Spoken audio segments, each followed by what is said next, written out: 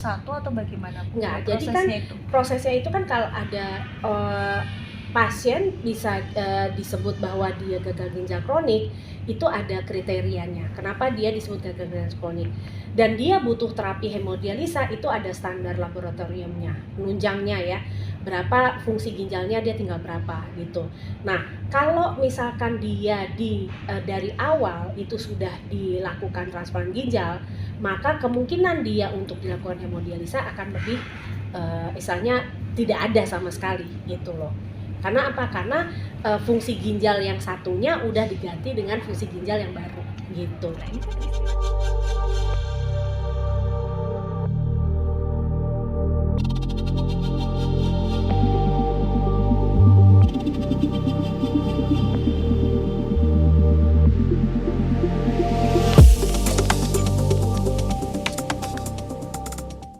Kalau kenapa kidney transplant? Karena yang paling memang yang kita beranggapan bahwa jadi kita punya tim itu diantaranya ada dokter spesialis, dokter subspesialistik, urologi dan uronefrologi, dan dokter spesialis lainnya yang kita sepakat bahwa yang paling mudah terima. Nah, kebetulan waktu itu saya kepala departemen pelayanan medis, jadi ditanyakan, kamu perlu nggak? Perlu, saya bilang. Karena apa? Karena buat pengembangan, dan kita perlu tahu juga riset yang di dalam internal kita itu bagaimana polanya. Maksudnya dalam artian secara jumlah pasiennya, terus severity keparahan penyakitnya, terus kemungkinan harapan hidupnya tuh berapa, terus budgetingnya kira-kira pembiayaan dia tuh sampai dia quality life-nya bagus tuh berapa lama gitu, karena kita butuh juga kan gitu. Nah dari situ mereka datang namanya dispatch kurang lebih 1 bulan. Nah setelah hasil dispatch itu kurang lebih sekitar 4 minggu dia di Hermina, terus dia paparan. Nah paparan yang akhirnya waktu itu kita sampaikan, bisa nggak kita kerjasama gitu. Nah dari situ barulah tuh berjalan sampai akhirnya tanggal 14 Maret kita tanda tangan antara Hiroshima dengan Hermina, yang waktu itu adalah konsepnya adalah bagaimana kita menekan pasien-pasien gagal ginjal itu, misalnya bukan gagal ginjal ya, pasien-pasien yang dia punya penyakit degeneratif, jangan sampai dia jatuh kepada gagal ginjal, itu satu.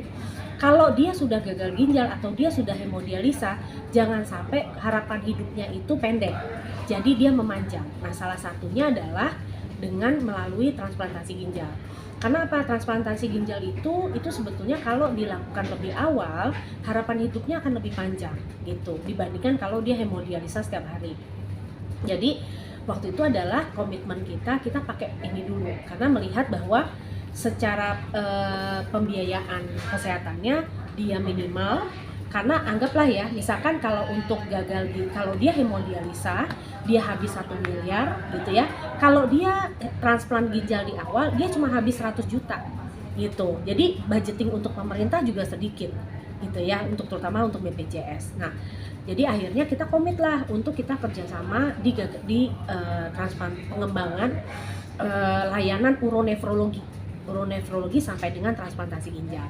Nah pada perjalanannya berkembanglah sampai dengan akhirnya tidak hanya transplant ginjal, tetapi untuk layanan kesehatan lainnya, misalkan ortopedik, anak dan segala macamnya, termasuk onkologi gitu.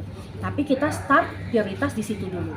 Nah tanggal 14 Maret kita tanda tangan MOU. Nah habis itu baru tuh kita melakukan beberapa inisial diskusi gitu ya, untuk bagaimana tahapan sampai dengan kita bisa melakukan tanda tangan kerjasama. Karena kan awalnya MOU ya, berarti kan kita harus lanjutkan dengan PKS, tapi khusus di transplantasi ginjal aja gitu. Nah itu yang akhirnya tanggal 4 Desember kemarin itu ditandatangani.